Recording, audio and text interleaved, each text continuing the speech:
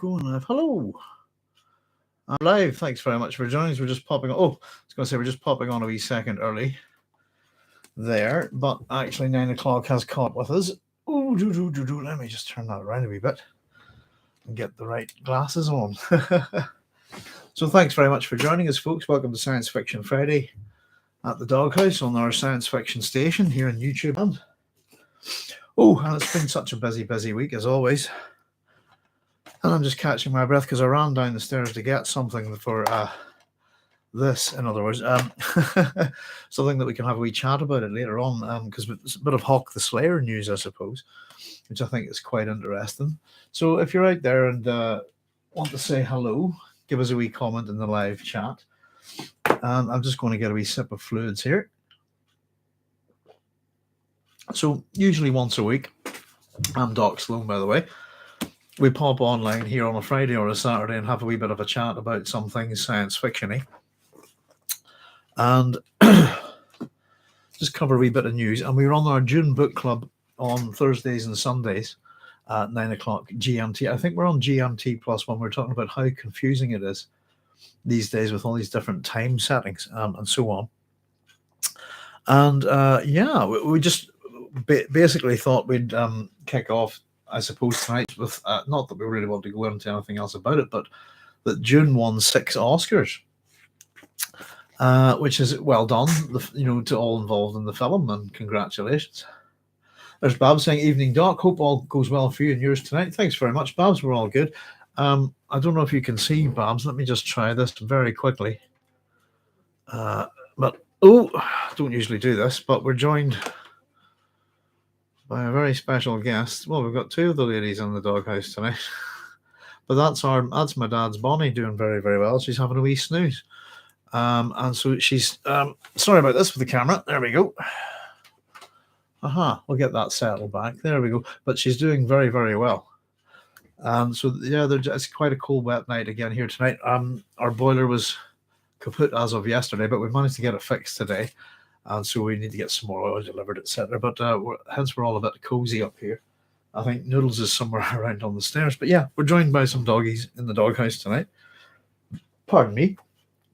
And thought we'd have a wee bit of a natter about all things science fiction as usual, Bab. So if you've got any questions or anything like that. Excuse me.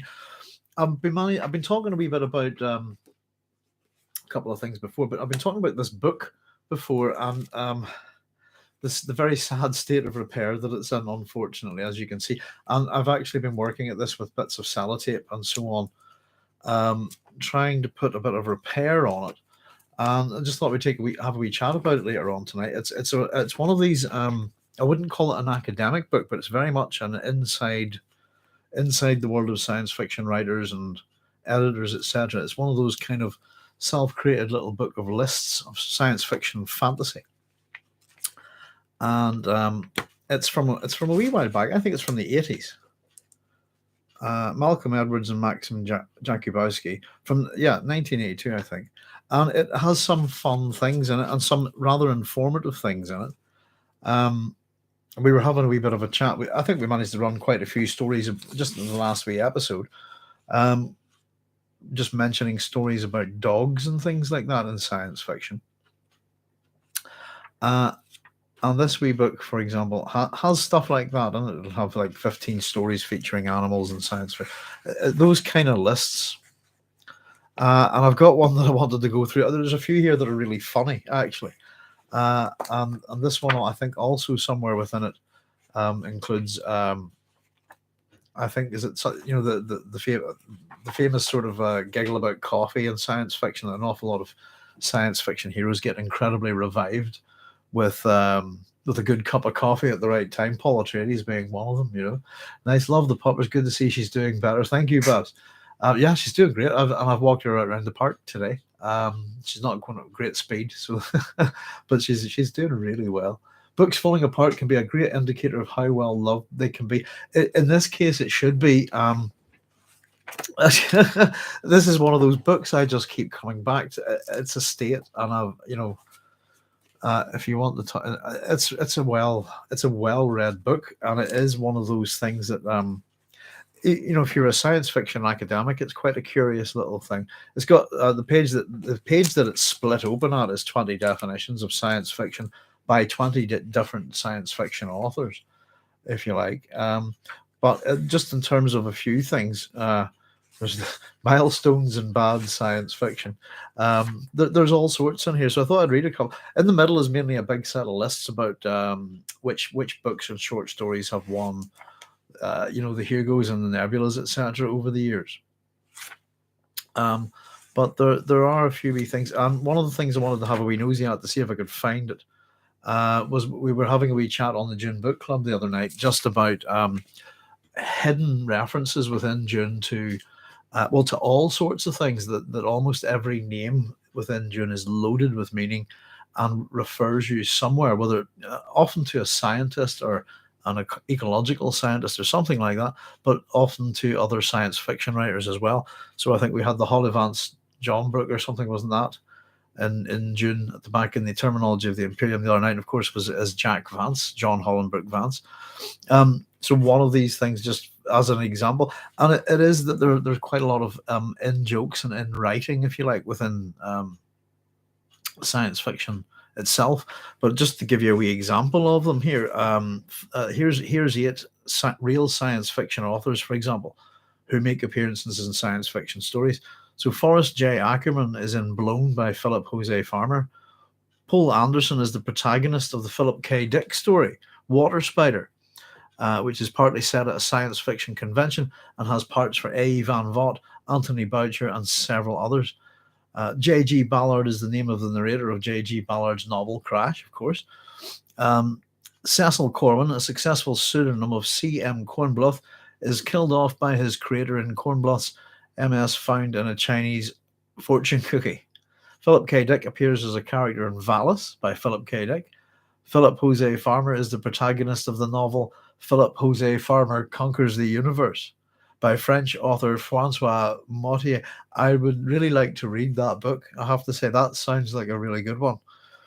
Mary Shelley, of course, major character in Brian Aldiss's Frankenstein Unbound, and H.G. Wells makes a number of appearances, for instance, in Brian Aldiss's The Saliva Tree, Carl Alexander's Time After Time, which is a good one, and Christopher Priest's The Space Machine. So it's just, I'll keep a few of these for later, but it was just an example of, and that's actually characters, I suppose, science fiction authors appearing in other science fiction books.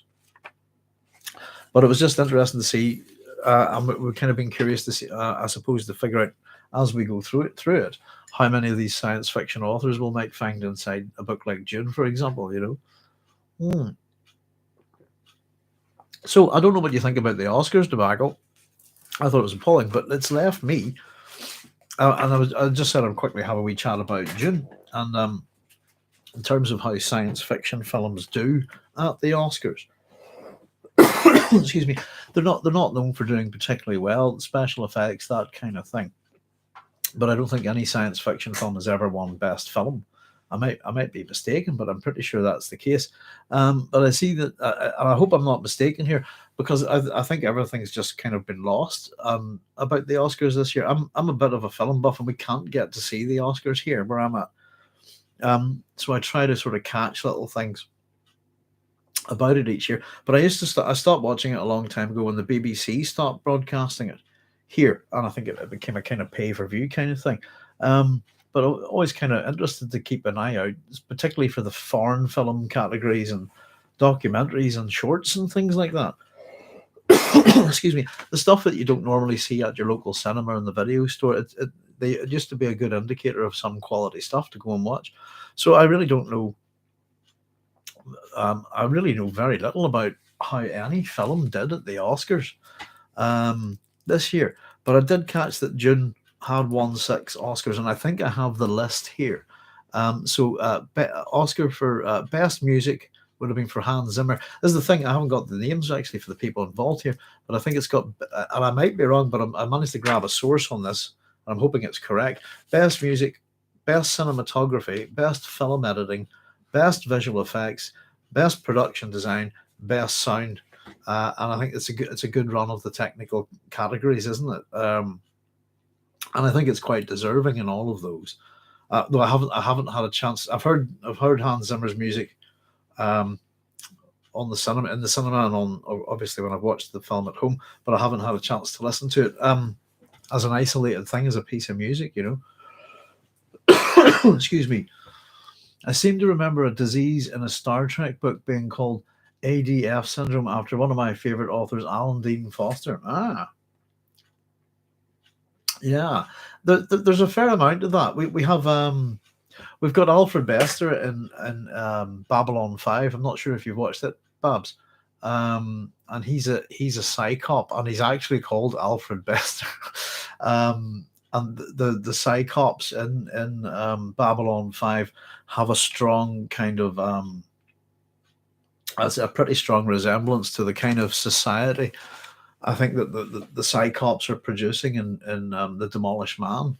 But yeah, you get all sorts of wee nods, I think. There's a whole bunch of them. As I said, it was interesting to really catch that one in Dune the other night, just that little one to Jack Vance, and actually to have him as an author within the Dune universe. Got another doggy has just arrived. Hey, Noodles, how you doing, love? You okay, pet? Hello. Mm-hmm. So we're getting used to an extra dog in the doghouse at the minute. Aren't we? Yes, indeed. But yeah, I just thought I'd I suppose really mention it. I thought it was a good run for the film. My main problem is really what's been done with the story and certain aspects of characterization and really the way the script works. But in terms of those, I thought the sound and probably music would be obvious. I think cinematography seems pretty good whenever looking at it on the small screen. Editing, visual effects, I dare say you couldn't fault it. Production design. So the one that I actually expected it to get, that it didn't, out of I suppose the technical and craft categories was costume design. I suppose I thought the costumes were quite impressive in some cases, seemingly a bit impractical in others. But yeah, an interesting run of the Oscars, I suppose, for Dune. But no best film, and I think no best director, and nothing within the acting categories at all. And I figured basically in terms of best film, if it was going to get anything, I don't even know if we'd have an Oscars next year. I don't think that Dune can go after best film until the film is complete. And I think it would be a contender whenever you get Dune Part 2. I don't think Danny can run with best director either for the Oscars, I suppose, in that sense. Something that came up, I suppose, whenever he's been doing the various press junkets for the film, was to do with the, as I'm sure we've all been talking about it, the sort of the bagpipe scene of the supposedly very Greek Atreides coming down with what looks like Scottish or Irish pipes running. And I suppose that the interesting thing for me is if you're running a project, or if you're a director or any kind of organizer in that way, you should know what's going on within your project.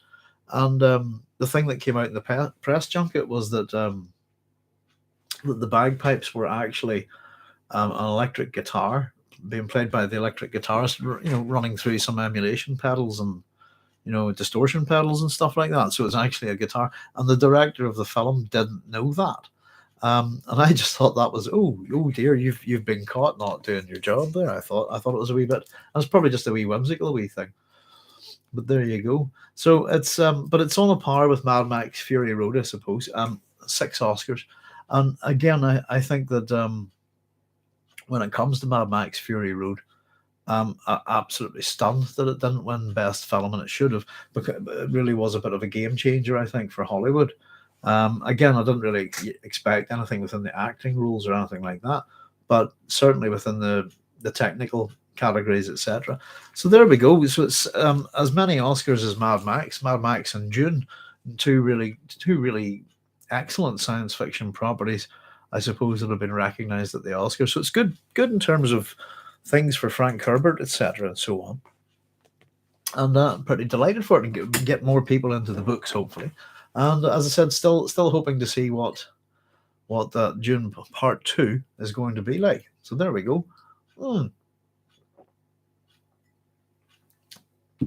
So the other thing, guys, excuse me, I thought I'd mention it. I don't know how many people are into this kind of thing. Oh, I very quickly brought one of these up, actually, just before we jump on topic, but there we go. I don't have an awful lot of Jack Vance about the house. I've got let me see, and we have brought up a lot more stuff. By the way, we were trying to populate, and we've got another whole bookcase that we're now going to populate, and another one behind with science fiction reference books, videos, hopefully all sorts of things that we can get access to easily. Um, and I think, let me see what's in behind here. Not too sure. Let's see. We're still getting organized. As I said, we started doing all this and decorating, and then we got the wee old dog. But this is one that I have by Jack Vance, is Space Opera. Excuse me. And I haven't got this read yet. So and it's a nice little sort of good sized print, not particularly large pulp paperback, about 160 pages. So just a wee bit of Jack Vance there. And again, there's a whole cadre of American writers that I'm kind of curious about, where I kind of know who they are. I know I would, just because I've studied science fiction, etc. If I haven't read an author's work, it doesn't mean I'm not aware of who they are and what they've done. If you see what I mean, it's just that I haven't got around to it. But we were bringing up a wee bit of Heinlein there. But anyway, just as a wee sort of nod to, obviously you guys know I'm from Northern Ireland, and just had a wee bit of science fiction, fantasy, horror news, and I thought I'd just tell you about it. I don't know if anybody's into Hawk the Slayer too much, and I think it must be a 1980 film if my memory serves me correct. Let me see. I'm going to get a magnet. It is 1980 indeed. Hawk the Slayer. Oh, let me see if we can get that out the light. There we go. This is what I call one of my Strand Road Cinema movies. I went to see this in the Strand Road Cinema in Belfast as a double bill. Pardon me. Would you believe, with as far as I remember correctly, Saturn III. The Kirk Douglas and Harvey Keitel film, science fiction film. So it's Jack Palance and John Terry, etc. And it's one of these. I don't think it's a Hammer film, is it? It has that kind of feel of Hammer horror movies, if you like, or of the Hammer Studios. But I don't think it is actually. It's a really kind of a Dungeons and Dragons kind of fantasy, slightly sci-fi, slightly fantasy, slightly, I don't know, spaghetti western. That's the word I'm looking for. And Hawk the Slayer is just this is what I call it's one of my guilty pleasures, if you like. I absolutely love this film. It's really, really good, and it's got some it's got like Bernard Brett from the British Carry On films, for example. And in terms of Annette Crosby, Roy Kinnear as well, Jack Palance and John Terry. Annette Crosby is very well known in Britain, and she was known from Old Harry's Game. She's the professor in the 6th and 7th seasons. I think it's Edith Barrington she plays in Old Harry's Game. It was really good, but she'd also be very well known. I mean, this is her quite young, actually, going back a fair bit, but she'd be well known for her role as the long-suffering wife of Victor Meldrew in the British TV series One Foot in the Grave. I don't believe it, that one. So it was just to say that this from 1980, and what a fantastic film. The music in it's really, really weird, and it obviously has Jeff Wayne's War of the Worlds Jeff Wayne's musical version of the War of the Worlds as an influence, as well as the kind of spaghetti western music of Ennio Morricone, and it's almost this sort of schizophrenic film, but it works. As it has elves and dwarves and the mind sword, magic, witches, sorcery, all out sort of last stand battles. It's absolutely great fun. I was a very little kid when I watched it the first time. And the reason why I'm chatting about it to you, I suppose, is just doing a wee bit of seeing a wee bit about it on Twitter, which is odd for me. But there is a sequel to Hawk the Slayer coming out, and I understand it's been published in Judge Dredd the magazine, issues 440 to 445. Excuse me. So just the wee part of interest is it's by Garth Ennis and art by Henry Flint. So Garth Ennis is one of our I often joke that Northern Ireland doesn't produce science fiction writers, but it does produce comic book people, etc. Garth Ennis being the writer of Preacher and The Boys, and within the Judge Dredd universe.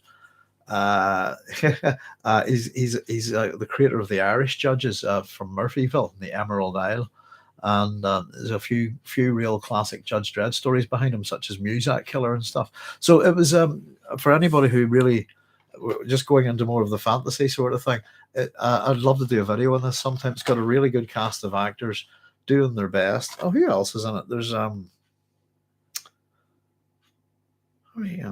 somebody in particular I'm thinking on that's not seeing them credited on the back. But a classic action fantasy movie, says David Bradley from SFX magazine. Tremendous fun. Palance is terrific, says Jonathan Mulligans from Dreamwatch magazine. So absolutely worth it. And yeah, old-fashioned kind of filmmaking. But for anybody who's interested in it, there is a sequel out, and I think you'll be able to. I think the comic books can be picked up individually. I think they've been published this week, probably. I'll do a wee bit of checking on that. But that would be Hawk the Slayer, a sequel to that by Garth Ennis and art by Henry Flint. So there we go. It was interesting to me because we've been getting a few properties like this that are, I suppose, from way back, and people have kind of been coming back to them. And Hawk the Slayer kind of has that kind of ending where, oh, there's more to come, this kind of thing. And it's another one that's done this recently is The Adventures of Buckaroo Banzai, Adventures Across the Eighth Dimension. Would I have that here by any chance? Let me see.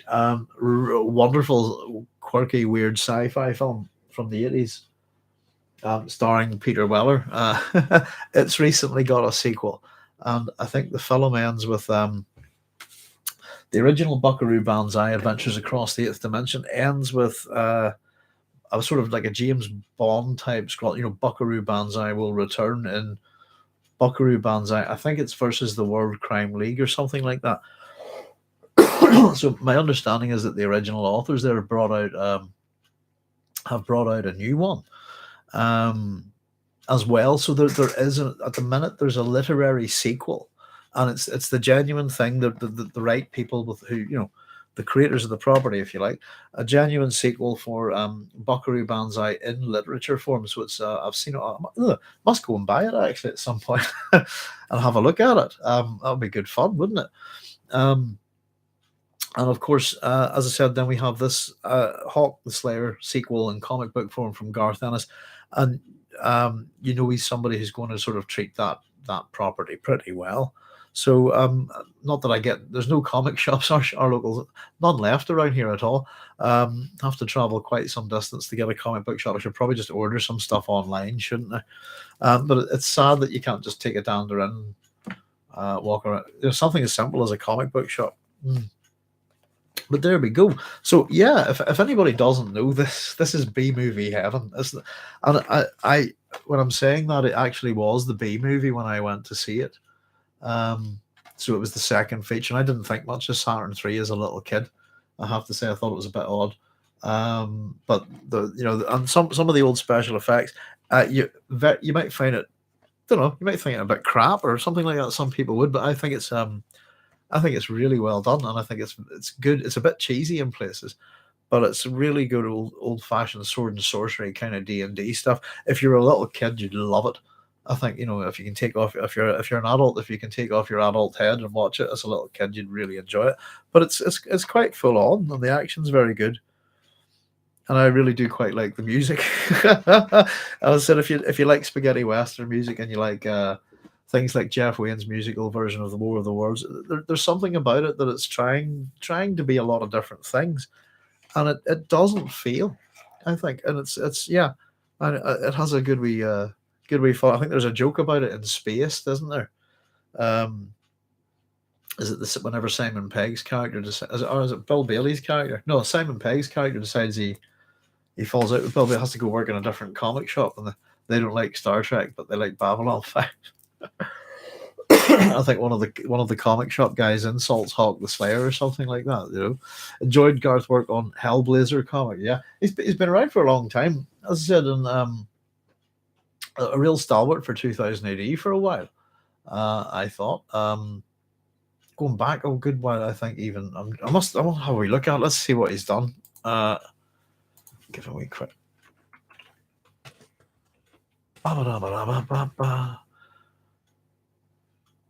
Yeah, Invasion, 1984. That's there he is. He's an American citizen now, I believe. There we go. I suppose, really for. Yeah, Glenn Fabry on Preacher, his collaborators, Hitman, The Darkness, Preacher and Hitman. UK work, Preacher.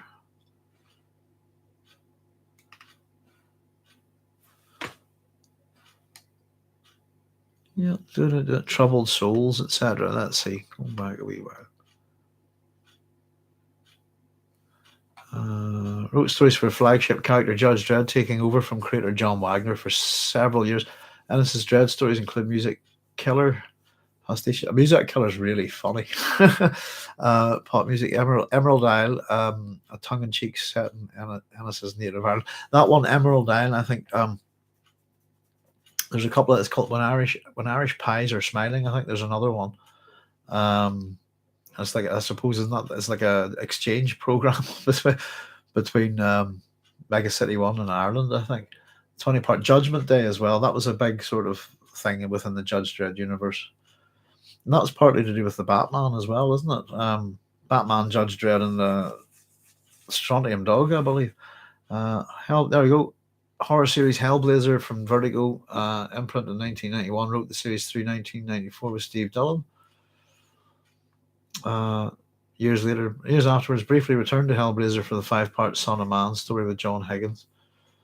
You got Preacher. Yeah, Preacher's pretty good. I remember read Preacher a long time ago. I've just finished watching it, and I enjoyed it quite a bit. But I have to say that the Punisher for Marvel, yes.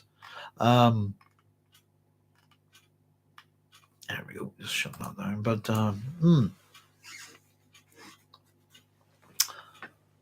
oh, there's chicken tenders. I love reading out names here sometimes. Hello, I recently got into your Dune PhD videos. I'm an 18-year-old in high school. I want to take the ideas from science fiction and put them in action. Do you have any advice on this front? Oh, okay. Wow. That's a great question, chicken tenders. Let me see. I want to take the ideas from science fiction and put them in action. I'd say, well, that's what science fiction takes ideas from science, I suppose, and speculates upon them. What if it would? It's an interesting question. Do you have any advice on this front? I suppose it depends on I've done this, but to great harm to my society. You can take an idea and from a science fiction book and make it real. That's a doable thing. Excuse me. I'm interested in using Dune's ideas for ecological work. Very good, chicken tenders. If you have a wee look at if you're looking at the PhD videos and the ecological sections, the chapter 4 onwards, I'm not sure that there's a re-edited, remastered version of the videos that all have episode 1, episode 2. The original ones have the sounds of you. There's some problems with it. A lot of his ideas, chicken tenders. Let me see if we have them on here. Herbert's ideas on ecology are not Frank Herbert's ideas on ecology. They're other people's, pretty much. Though what he puts together and how he presents them is another thing. So if you're interested in the core work that Frank takes, it's a ecological scientist called Paul Bigelow Sears. I'll put his name I'll type his name into the live chat here for you. There we go. Let me see. So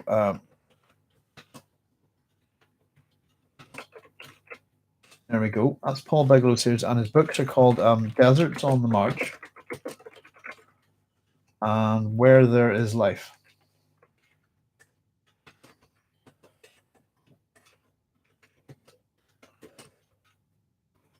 So how Herbert presents these ideas, I suppose, is one thing. The ideas that you find in Dune, if you look at chapter 16, the banquet scene, for example, You'll get a bit of name dropping with Herbert. We have Tansley, for example, with what's called the Tansley effect. If you bear with me a wee second.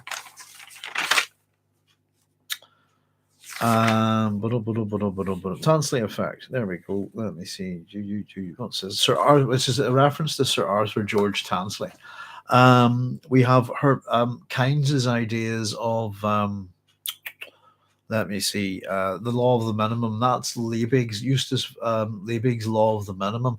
So Herbert's referencing real world scientists and scientific knowledge at the time, I suppose. And he's just kind of, so the lessons that are coming in Dune, for example, are real world lessons from ecology at the time, or people who are going in ecological methods. But there's a full sort of bibliography within this each big chapter, if you like, of the PhD videos. The second video usually runs with the books or works that influenced Frank, or other writings on Frank, if you like, within that topic.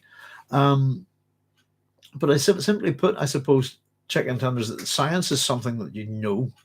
So it becomes a question of how do you take that science, that knowledge, and apply it to a situation or a problem. But those are the two books. And now, Deserts on the March is a book from I think the Dust Bowl period, whereas Where There's Life is a book from the 50s, I believe. And I've actually caught Frank at this, where he's kind of pretended not to know certain things, and actually does know where he's got his material. So in Dune it says that the highest ecology is the study of the highest. Oh, hang on, what is it? The highest function of ecology is the study of oh goodness, I'm not remembering that correctly at all. It's a quote by Keynes. Sorry, I must. And simply put, Herbert swapped out one word from it. He's changed the word. He swapped the word science for the word ecology. I'll tell you what. Bear with me. I will just look that up for you, rather than me trying to remember it incorrectly. Let's see.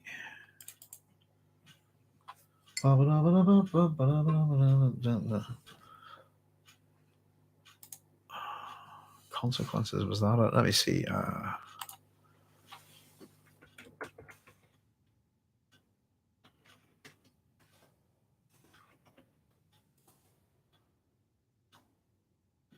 Pardon me, bear with me a second. Let's see if we can find it. Oh, mute everything gigantic, hit the wrong thing.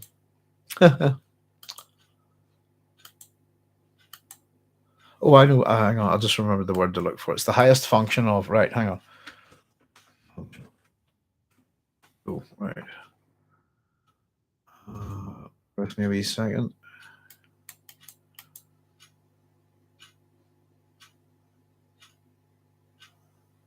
Interesting. This is one from Campbell, by the way. It says it's always been the prime function of mythology and rite to supply the symbols that carry the human spirit forward in counteraction to those other common human fantasies that tend to tie it back. Let me see where we can find that. Here we go. The highest function of ecology is understanding consequences. Sorry, to give you the absolute correct quote. Excuse me. So this is Frank's views on how to define ecology. And as I said, it says these are presented within the text of Dune and reiterated again therein. Herbert's understanding of ecology, for example, is that the highest function of ecology is understanding consequences. Herbert, in this case, is actually misquoting Paul Sears from his book Where There Is Life. That's 1962. And a text which serves as an introductory work to laymen on ecology. In the collected insights of Frank Herbert in The Maker of Dune, 1987, Herbert claims that he didn't recall where he heard this quotation and would like to attribute it.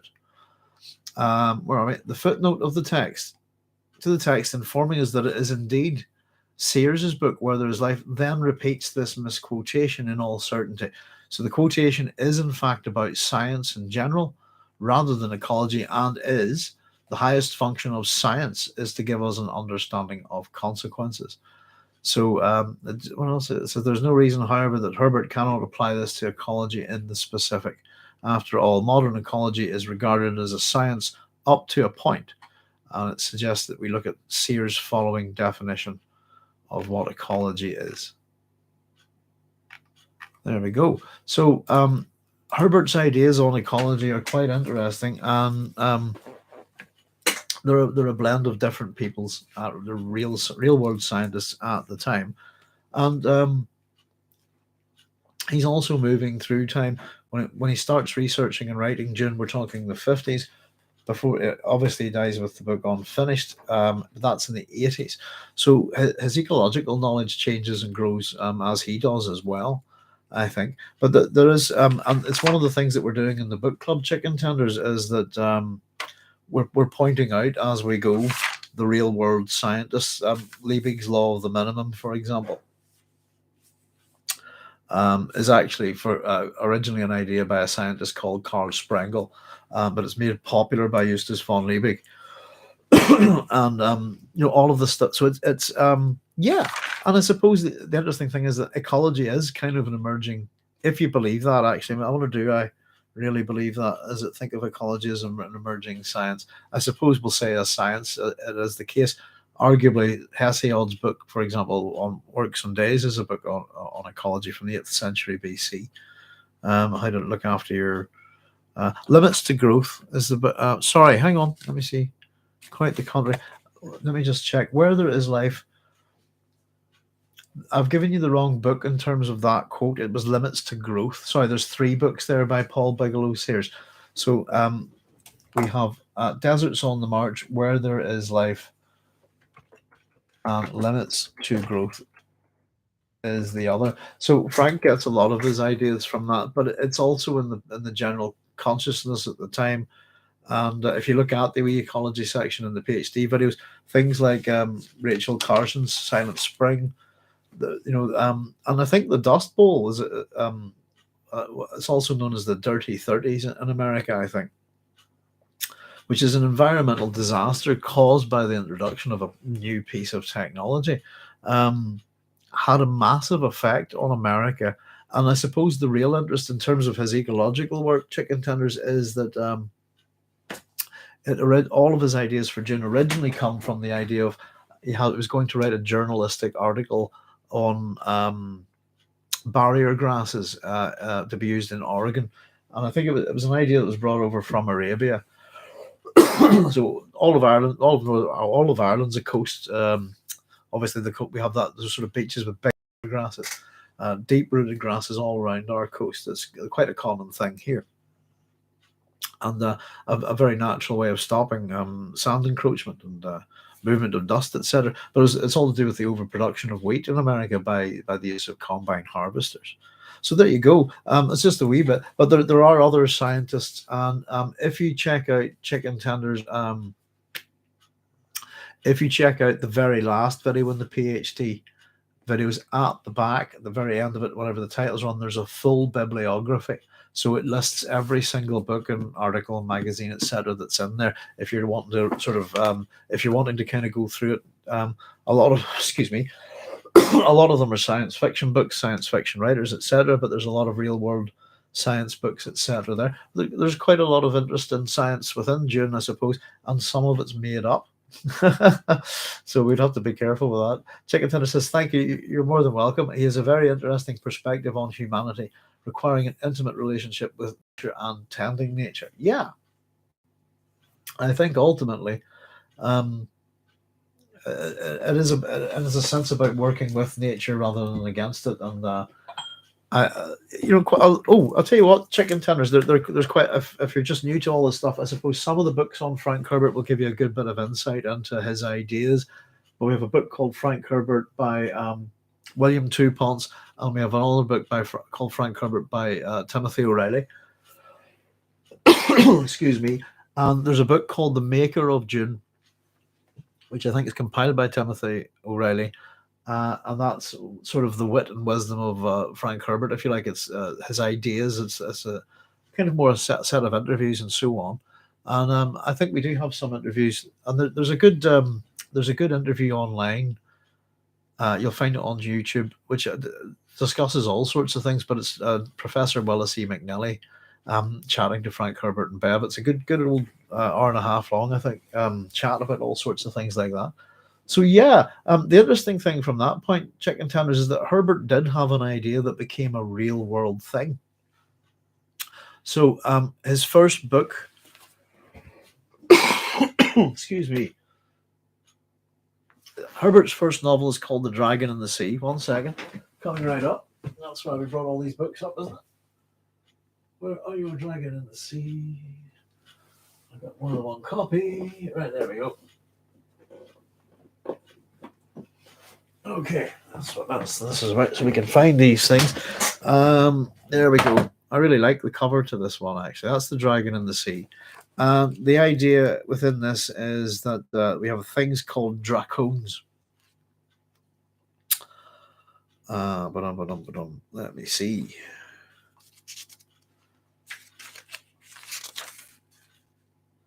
First published in Glance 1960. Here we go. Copyright 1956. There we are. That's his first novel. It's really good, very tightly written, atmospheric, intense submarine science fiction novel. It has two other titles. It's also known as 21st Century Sub and Under Pressure, which I believe is Herbert's preferred title. I don't mind. Dragon in the Sea or Under Pressure, quite good. I think 21st Century Sub's a bit of a rubbish title for it. Anyway, the things in these that are Herbert's idea are these inflatable barges known as dracones.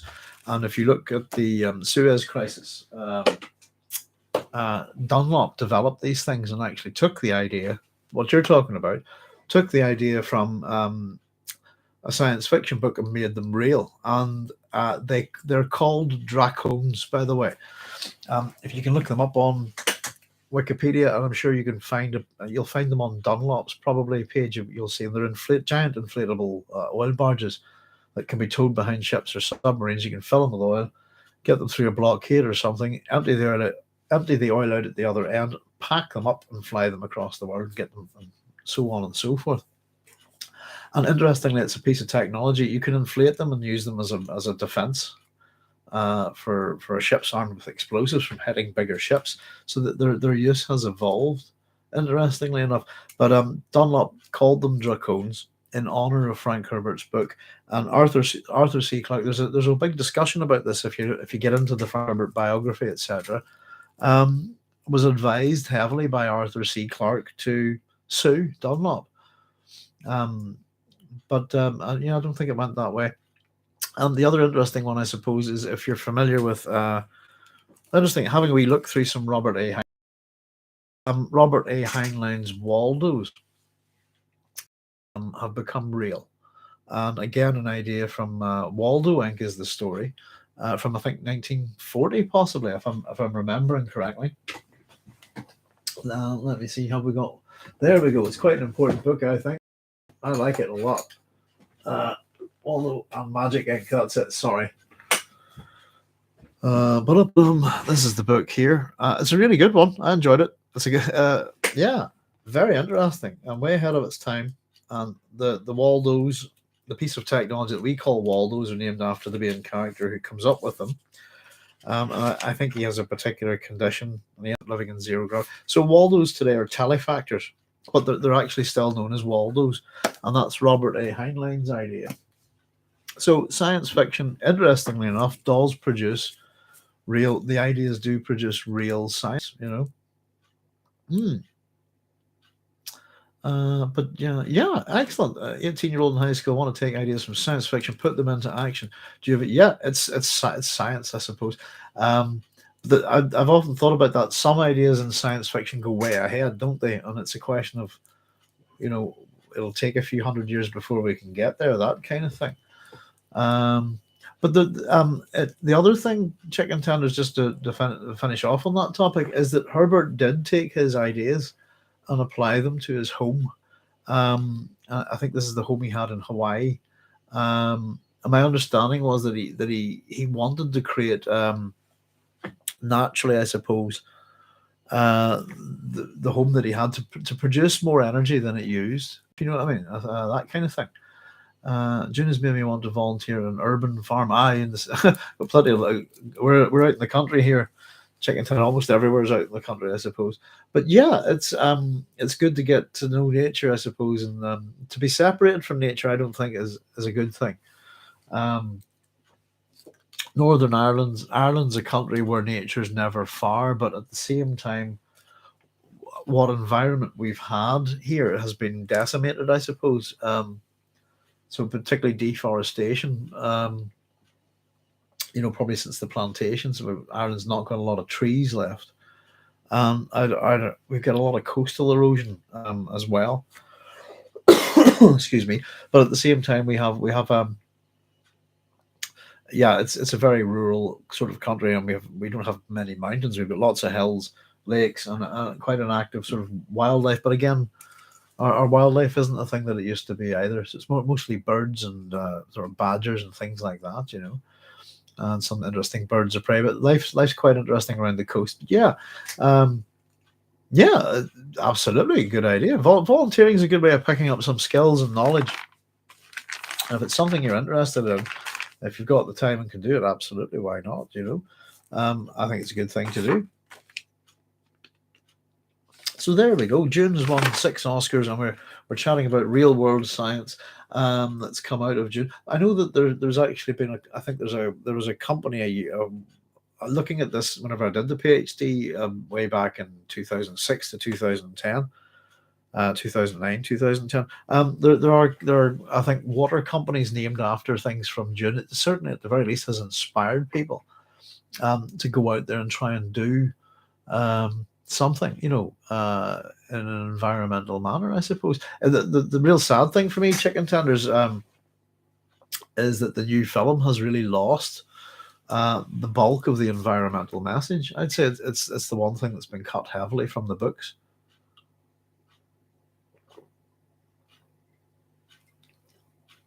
I think there's a very heavy environmentalist message in the science fiction and fantasy genres. There is indeed. And in particular, we have a wee set of videos up, Chicken Tenders, that's also kind of like a brief history of a very brief history of science fiction through. And I suppose in terms of the environmental message, and also to do with evolution, I suppose, but science fiction has been there. There's an argument for the Epic of Gilgamesh to be science fiction, because the Epic of Gilgamesh is arguably one of the world's first sort of written down stories, or surviving anyway, depicts an environmental disaster. I suppose, and if you look at it and break the story down and take its mythological counterparts, basically the king Gilgamesh has deforested his own country to build his wonders, if you like. And it's about, I'm going to head off and defeat this monster, but who lives in a forest and has trees and is a sort of personification of a forest because he needs timber. So there is an environmental disaster in it, but it's history. It's reportage, if you like. It's not what if I do this. It's not speculation. So that doesn't qualify Gilgamesh as being a piece of science fiction. I don't consider it to be. I consider it a myth. And one of those other things is that there's a very close association between mythology and science fiction. But you're absolutely correct. Environmentalism is a fundamental part to. And ladies, off you go. Go on. Oh, barky, woof woof. I think I'm trying to remember where it was, but I think it was probably looking at things like the Thames Valley disaster novels, which are a range of kind of, I suppose, invasion books, but they're also they're sort of a part of invasion literature, but they're environmental disasters, as opposed to. And I suppose this is an interesting thing about science fiction, Chicken Tenders, is we have environmental disasters, okay? But there's a difference between science fiction that shows us if we keep, the environmental disaster, as opposed to science fiction that talks about ecology. If you see, ecological science fiction should be different and should produce arguably solutions to these problems. But we do like a good death, doom, and destruction kind of thing. And even, War of the Worlds is one of these books, for example. So yeah, it talks a wee bit about how the Thames Valley disaster novels evolve, and it's just where science fiction went, and we get a lot of this kind of these kind of books in really in the 50s and 60s, but it's been around for a while, and arguably you'll find a good few of them in the 19th century, which is quite interesting, I suppose, because one thing that science fiction does often, as much as it's about now, it likes to warn people about impending problems, if you see what I mean. And I think that's the real sad thing for me with the Denis Villeneuve's Dune, um, is that there are really important warnings in that book that are absolutely timely now and would make very good lessons to the general public. And I don't mean that certain types of lessons. I really do mean in relation to the environment, how we interact with it, and how particularly our leaders. Excuse me. So I think the only one that the film seems to be really running with is that leaders are really dangerous. The dangerous hero theme. Um, hmm, I'm trying to think which is one. The major science, I suppose, the major scientific interest in Dune is uh, evolution. Is its dominant theme all the way right through all six books, and the ecology thing sort of peters out around 4 and 5. So book five, I think, sadly. And of course, Arrakis is go boom boom. But there you go. But no, happy to answer any questions, chicken tenders. If you've got them, no worries, fire away. And so we just keep sort of Sci-Fi Friday as a wee sort of open topic about anything that we notice in the science fiction news. Anything to do with books, science fiction, films, comics. Have we checked anything out this week, and that kind of thing. And we're kind of working towards our next video. Our most recent ones have been we produced a kind of A to Z of the things that we're going to do over the next year. The book club keeps us quite busy, but we've done A Boy and His Dog, and we've done Tiger, A Star's My Destination by Alfred Bester. So I'm kind of looking at C, and hopefully the letter C. Thinking about probably our next video is going to be a general video on the culture, and I also think that it'd be nice to put a little bit of a series together. I've done a very short biographical episode within the PhD on Frank Herbert, but Frank Herbert's been relegated to a group known as the Big, or no, sorry, he's been relegated from the science fiction Super League, the Big Four, and he's out, completely out, and he's not part of that group anymore. And the group we're talking about is known as the Big Four, or Arthur C. Clarke, Robert A. Heinlein, Frank Herbert, and who's the other one? Isaac Asimov. So these guys were originally the Big Four, and this was if you'll find this in Brian Aldiss's science fiction history books. It's reasonably well regarded. It's to do with their book sales outside of the magazine environment, and Frank's been relegated by one couple of academics and a newspaper writer, basically. And you'll find that he's not in this sort of grouping within Wikipedia, for example. So I've often been doing my best to remedy that situation. I think it's quite appalling. But I think it'd be nice. We're doing videos up to the letter C. We'll maybe have a wee look at Arthur C. Clarke as well. Because I think it would be nice to have a little set of 4 videos of the Big Four, if you see what I mean. We could take our time to look at each one of them properly. There's certainly an awful lot to talk about the 4 men and their works. So I think it would be nice to put together a little mini series, really, a set of 4 videos: Arthur C. Clarke, Isaac Asimov, Robert A. Heinlein, and Frank Herbert. And I think all 4 men are a bit maligned in these days. Muck was thrown at Arthur C. Clarke prior to his death, didn't stick, and it was not true. Asimov's seen as a bit handsy, I think, these days. Heinlein's seen as right wing, which I don't get at all. And Herbert is seen as homophobic, actually, which is quite bizarre, I think. So yeah, and I think these reputations are poorly, wherever these ideas come from, they're often poorly researched and don't really sort of have a look at the men properly. But it'll be interesting. Yeah, as much as from our point of view, we're not too worried about that kind of thing, are we? We're interested in their work, and I think you have 4 very interesting science fiction writers who really brought science fiction into the household, not just for the teenage boy reading the magazine. To mum, dad, granny, and granddad, everybody. Really, that's why they were household names, and their stories are accessible and interesting, fun, and popular. I think. Chicken Tender says I should check that video out. That's cool. Thank you, Chicken Tender. Hope that Dune Part 2 has more environmental themes. I understand that Denny wanted to set the stage with Part 1. Yes, I'd agree with that. I really do hope that it's my major concern. I hope that it's not abandoned altogether. What we've had, I think, is Jamis uttering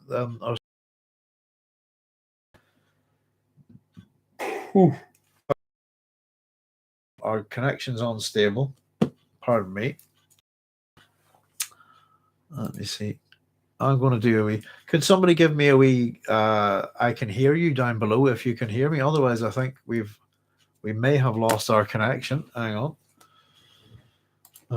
Let's see. Can anyone hear or see me? Who knows?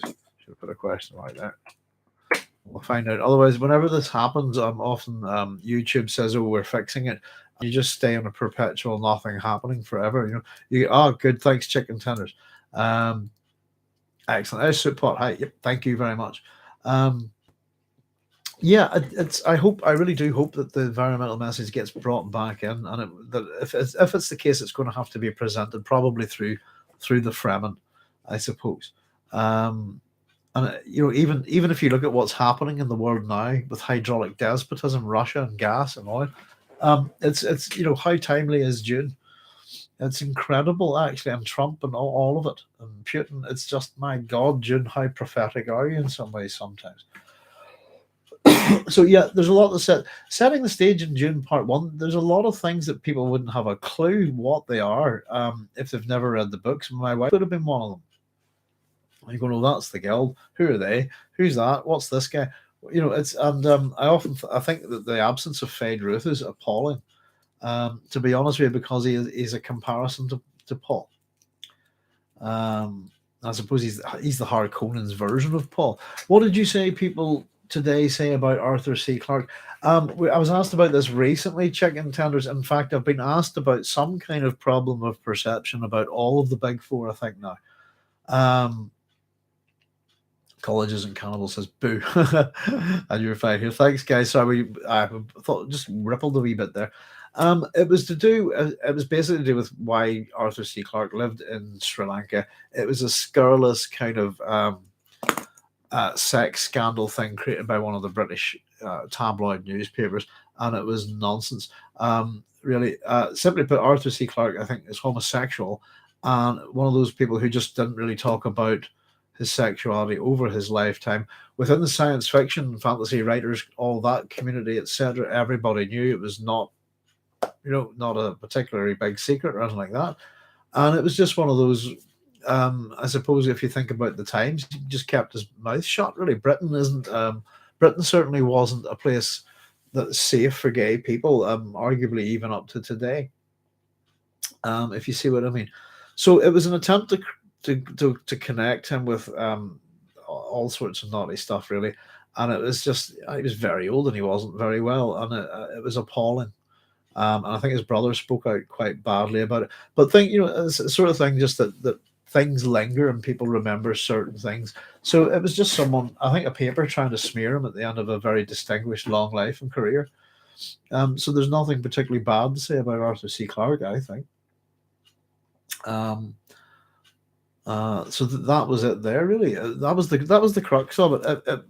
For me, guys, if all of you've watched these Dune PhD videos, the thing that got me going right at the very beginning, all the way back, my first science fiction book that I paid for with my own money is Arthur C. Clarke from the Puffin Book Club at school, primary school, and I love this book. Great fun, and oddly enough, I can't remember too many of the other stories in it, but there's two of them in this book that are absolutely ingrained in my brain. For 9 Billion Names of God and An Ape About the House, I think, is one of my all-time favorite short stories. I love it. So yeah,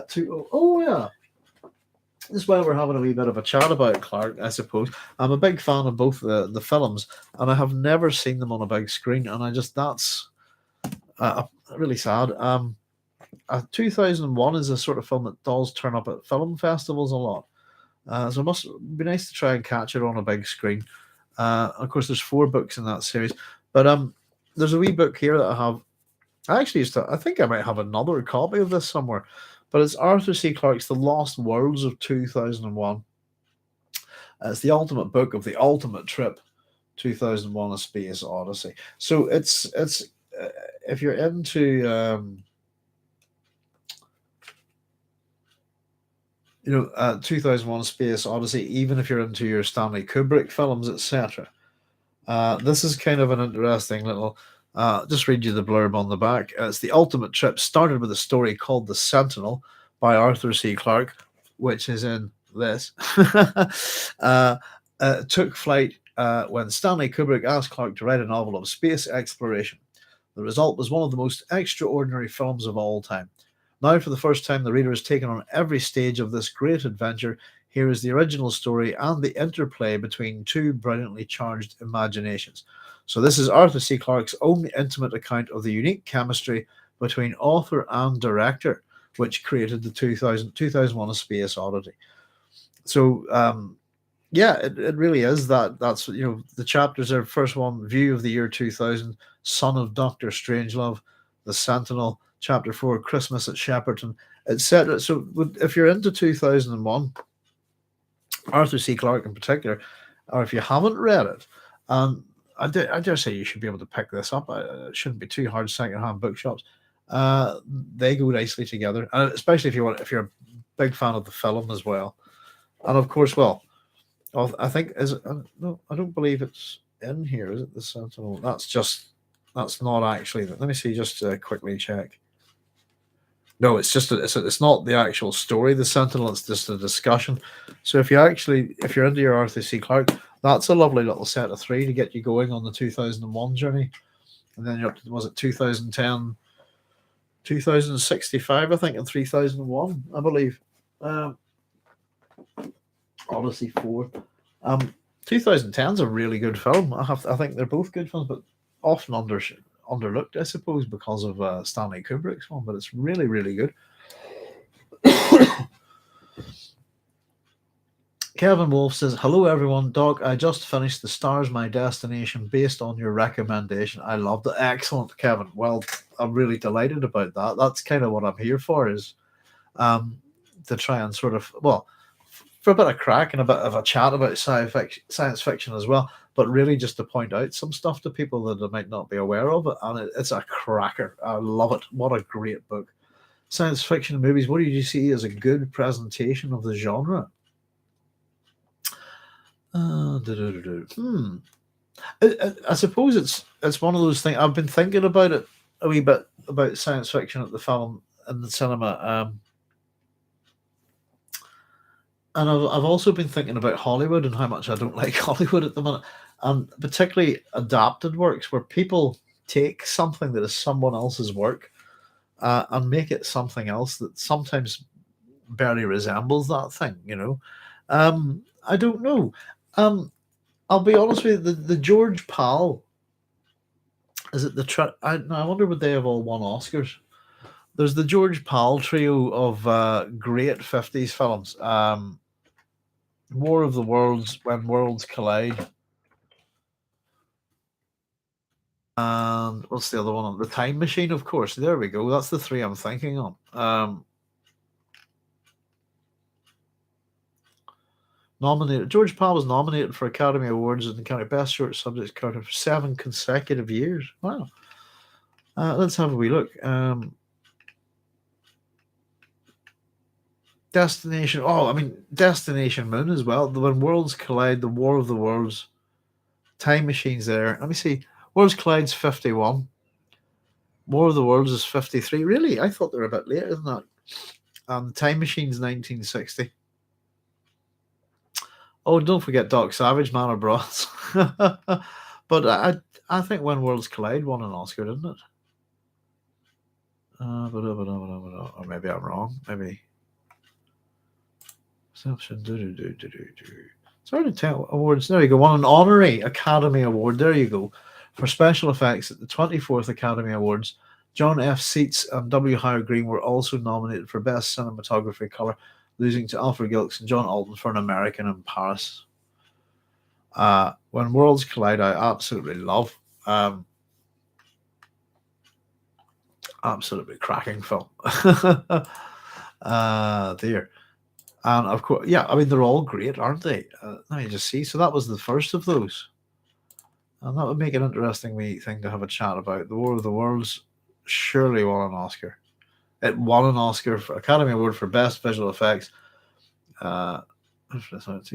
Selected by the United States National Film Registry and the Library of Congress, being deemed culturally, historically, or aesthetically significant. And what was the other one we said? The Time Machine. Must have won an Oscar. How could it not? Academy Award for Best Special Effects. That kind of thing. I don't know. I think they're exemplary science fiction films, but modern films aren't great. What do you see as a good presentation of this genre? I don't know. There's some original sci-fi movies that that they've been written by that they're fresh in their ideas. What am I hitting down here? Oh, everything's falling over. But look to it.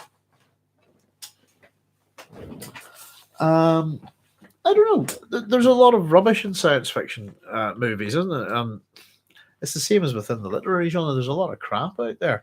There's a lot of good gems, and I think particularly that we tend to treat science fiction films as that if it doesn't have good special effects, it must be rubbish. If you see what I mean, and I think that's just so wrong. Kevin, if you really loved The Star's My Destination, tear into The Demolished Man. The two books go together. I would say. And if you want to think about it in one sense, that Gully Foyle is your absolute nothing.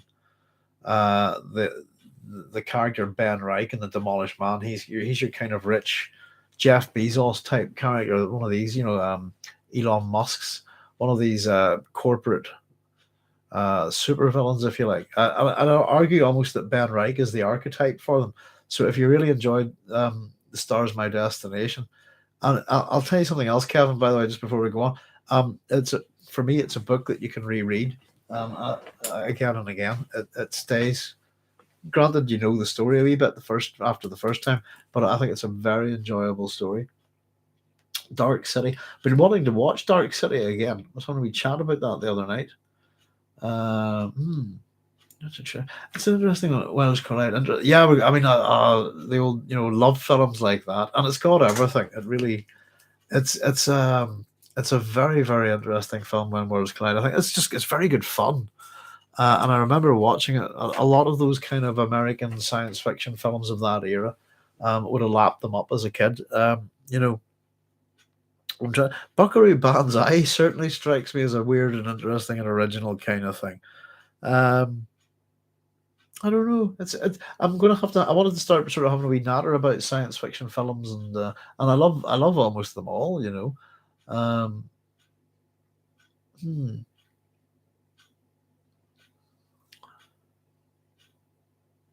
Archive, released last year, is a very good near future flick. Ian Richardson at the end of his life. Ian Richardson.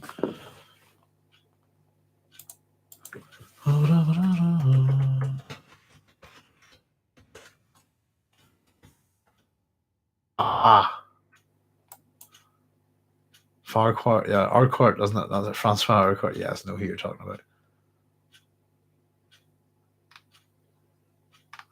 He's the what is it you call it? The House of Cards. Yeah, the British version. It's very good. Couldn't just get him in there. What else was he in? Oh no, I'm thinking of someone else for something. I was thinking of Ralph Richardson there for a second, but yeah, he's a good actor, wasn't he? He's that very that villain. Oh, you've lost me there. Released last year. Archive. Released last year is a good. I don't think I've seen that at all. lot of new science fiction doesn't. The way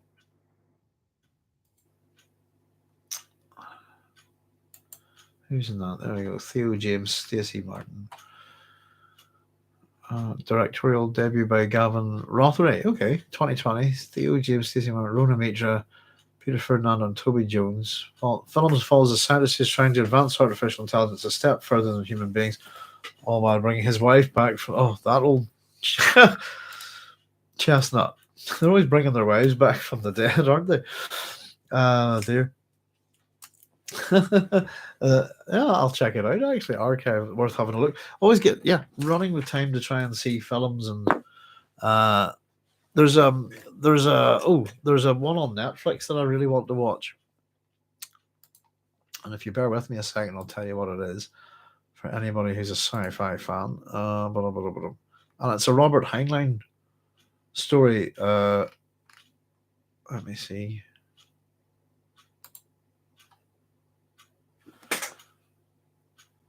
The Door in the Summer.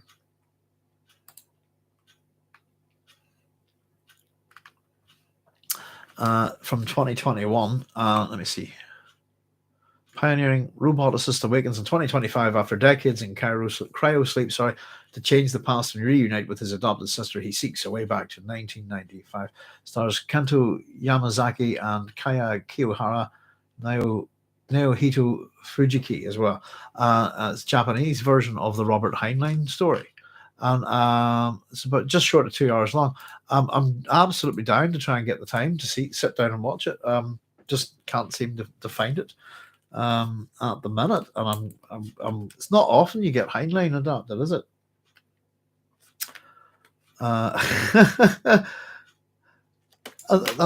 Starship Troopers, really. I don't think there's anything else, is there?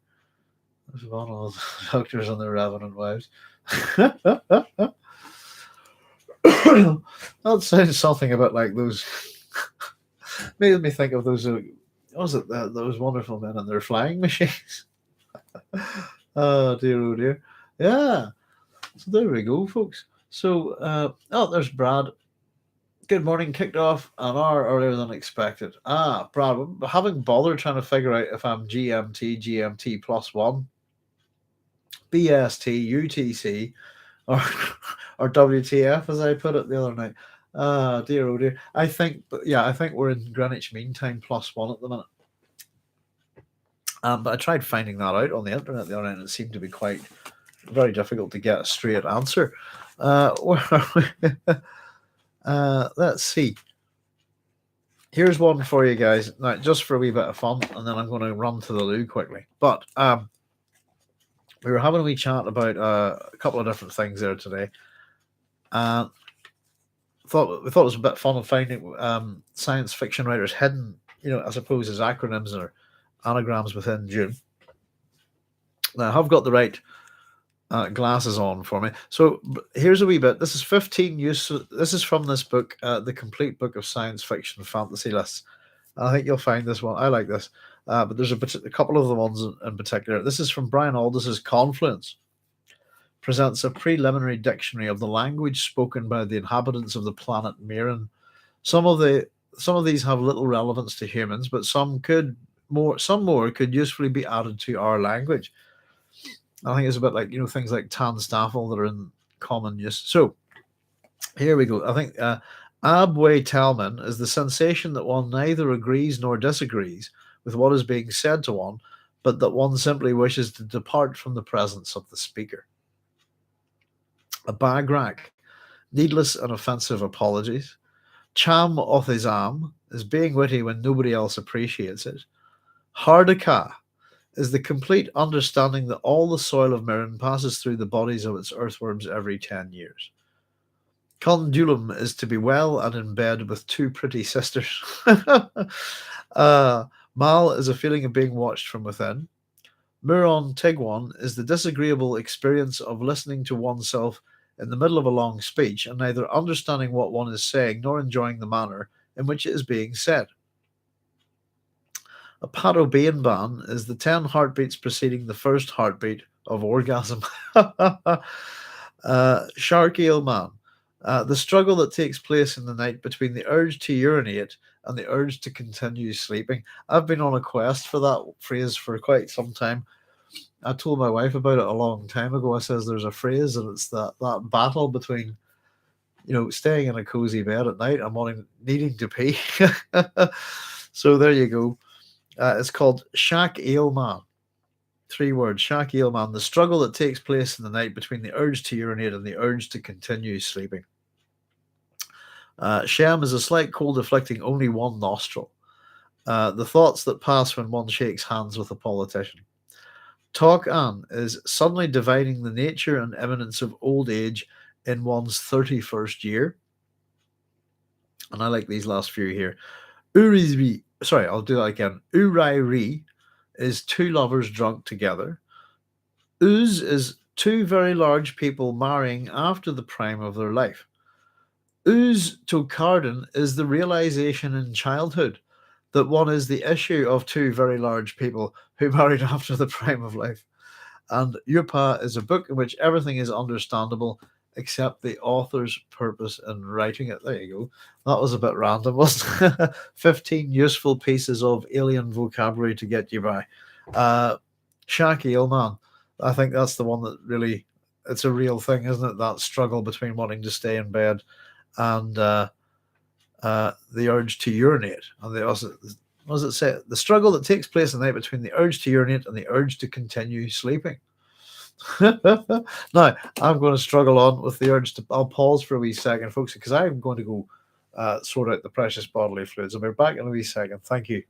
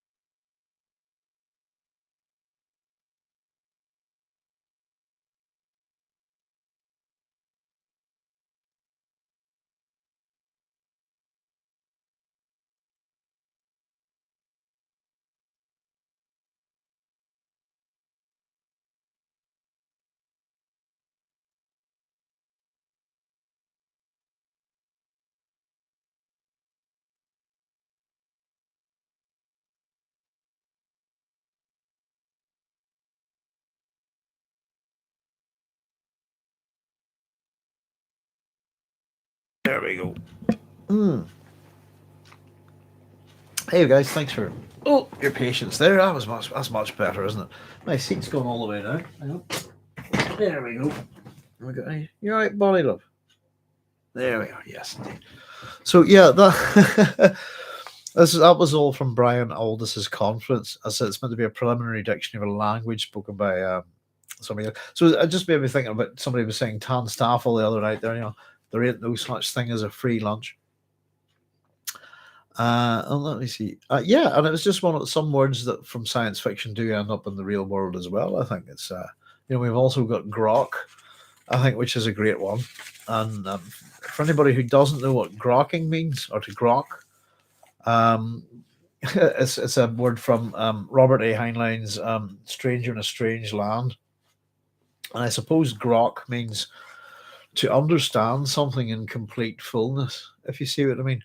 And you either grok or you don't, if you see what I mean. And yeah, grok's quite an interesting word, and you will find it in the dictionary. I think some dictionaries will have it. You know your dictionary's worth. What is it? Foxy, is it foxy nihil pillification? If that's in your dictionary, you've got a good one. Let me see. So yeah, it was just one of those things because we'd had a wee note about Frank Herbert hiding sort of other science fiction writers' names inside Dune, for example, and it's a kind of common thing. There's a little bit of a lot of self-congratulations and self-promotion, that kind of thing. This is the wee section that I was talking about before, and I think I'd said this to people. 10 characters from science fiction who have promoted the consumption of coffee in improbable quarters of space and time. And it's a wee article by Nick Lowe. The characters we have here: Kimball Kinnison. Things are looking pretty desperate towards the climax of E. Doc Smith's second stage Landsman. In the most titanic space battle in all history, the great Bosconian armada is making interstellar dust of the forces of civilization. And Grey Landsman Kinnison, the one man who can save the day and keep the universe safe for democracy, lies shattered and nerveless following his psychic combat with a warped Arisian brain.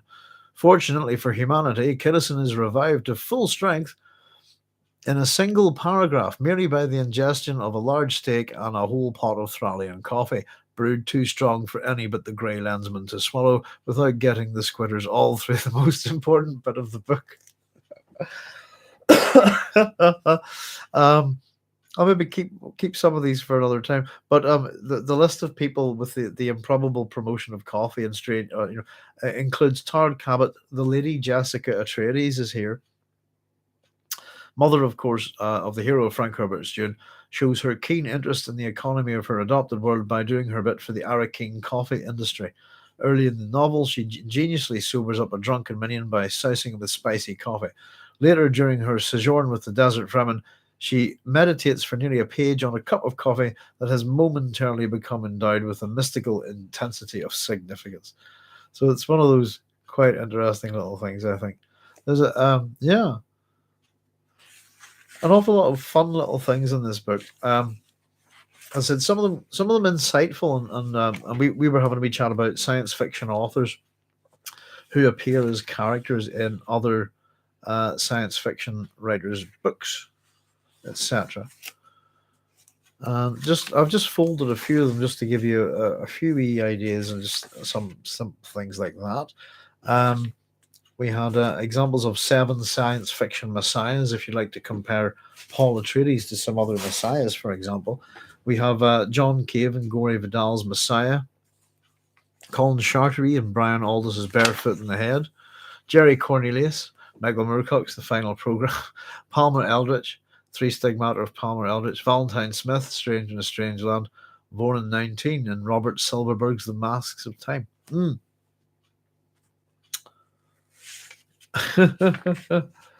we have even controversial science fiction stories. There's all sorts of things in this. And 8 Real, that's the one we looked at as well. Science fiction in jokes. Somebody was having a wee chat about there was one other little, and I thought this is a good one. Science fiction cliches. Comprehend. Heard grok on a science fiction YouTube channel yesterday from a youngster. Good to know it still has currency. Excellent. Absolutely. The one about being funny and no one getting it happens regularly to me. It happens to me all the time, Brad. That's why I laugh to myself all the time. Let's have a look. I don't know. Shall we see what our 12 favorite science fiction cliches are? I'm only going to go on to about half 10 tonight, folks, because my throat's a bit shredded. And we're just going to run with the book club on Sunday with a nice short chapter.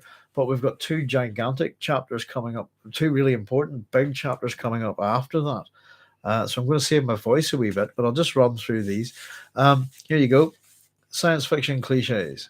There are secrets of the universe which man should not meddle. Number 1. Number 2, the tentacled aliens preyed on Earth's fairest daughters. That's it. Endless covers of pulp science fiction magazines showed them doing it. The brass brassiere, customary garb of Earth's fairest daughters on magazine covers, if not the stories within. Yeah. The eccentric scientific genius lived alone with his beautiful daughter. This menage is traceable back to the Tempest. With terrible irony, the monster had destroyed its own creator. Number 5. Man, the toughest, meanest, deadliest, most unrelenting critter in the universe. That's adolescent readers of Heinlein's novels. With a fiber-wrenching jerk, the mighty ship burst into hyperspace. The awesomely omniscient brain dwarfed any mere human intellect. Whipping out his blaster, the landsman loosed a rain of lethal fire. That's the the heavy-duty blaster in science fiction. Those danged radiation-spawned mutants can read your mind, and I shall call you Eve and invaders from space. That's the Shaggy God story, isn't it? Long thought dead, it says here, long now revived at the hands of Doris Lessing. I really like Shaggy God stories. There are quite a lot of them, and I think the big four have had, I think all have had a go at them. Good pun on the Shaggy Dog story, I suppose, as well. Some of the things in this wee bit, as I'm kind of figuring out whether I should actually buy another copy of this, just as a wee random book for opening it at random, and things that you can find in it. But I've had to literally tape it to multiple times together, and it does give you a sense of some of the science fiction writers that have contributed to it. Some of the other authors, I suppose, and kind of poking fun at each other science fiction authors. That it has a list of Isaac Asimov's top 10 books that I most enjoyed writing.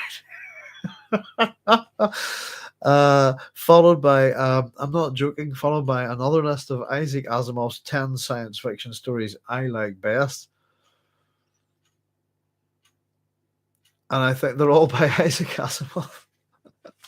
It's one of the, he's known for his incredible self-promotion, isn't he? Just a wee bit of fun.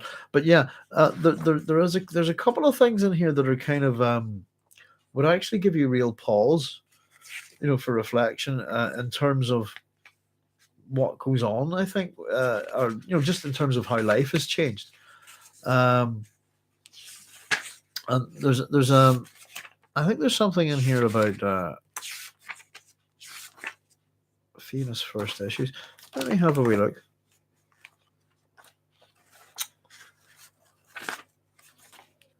"15 useful pieces of." I think the thing was that there was an example. There's a discussion about certain kinds of science fiction stories being listed, certain things that we rather keep hidden at the time. This kind of thing. I think, yeah, I'll have a wee look at it, see if I can find it, rather than me ranting and rambling on about something that you don't know what I'm talking about. I'll actually get the thing and we'll have a wee look for it. It was to do with just sort of some sci-fi controversies, and oh, here it is. Hang on a second. Where do you hear this? This is an interesting one. This is a book of lists, as I said, a book of science fiction fantasy lists by Maxim Jankowski and Malcolm Edwards. And we'll just sort of round up with this for today, I suppose. It just says it's about gay science fiction. And it says one of the lists that you'll not find in this book, when you hear this, is a list of gay science fiction authors. Such a list was compiled, as many such writers have openly come out, and others have made no secret of their homosexuality. So this is kind of to do with a bit like what we were talking about with ours with C Clarke. We felt, however, that such a list would be misconstrued, as would other suppressed as would our other suppressed list of transsexual authors in certain quarters. However, we thought it would be interesting to compile a short list of works where homosexuality features heavily and is integral to the plot, rather than a sensationalistic future life background perversion. And so it lists the books that it lists are The Female Man by Joanna Russ, Triton by Samuel R. Delaney, various books in the Mara Zimmer Bradley's Darkover series, The World Well Lost by Theodore Sturgeon, The Ophioki Canal by John Varley, Fair Eleanor is Dead by Raylan Moore, The Masks of Time by Robert Silverberg, Venus Plus X by Ted Sturgeon as well. The next section here is about examples of sex between humans and aliens, and taboo sex and controversial stories, etc.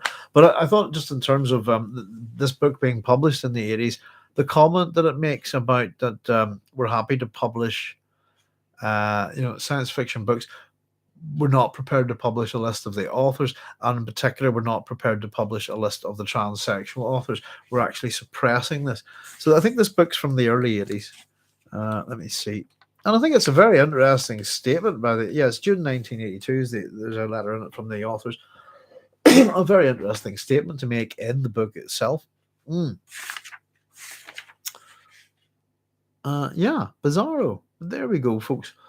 Let's have a wee look. Just catch up with your comments here, and then we'll sort of wrap things up for the night. And we'll be back on Sunday with the book club. Um, Brad Rose says the one about being funny and no one getting it happens regularly to me at work. Yeah, I'd said that me too. Not that I go to work anymore. I suppose I work on my own. Colleges and Camels. Alan Dean Foster's Damned trilogy is predicated on the idea that man is literally the baddest monster in the universe. Great ideas and great fun, as you would expect from Alan Dean Foster. Yeah, I haven't read that one. I haven't got. Do you know something? Babs had asked me to do a video on Alan Dean Foster at some point, and I was going to. Yeah, that was the thing. I was going to keep it for the letter F, and then I'm wondering, is he a Dean? Dean's his second name, isn't it? He's a Foster. Hmm.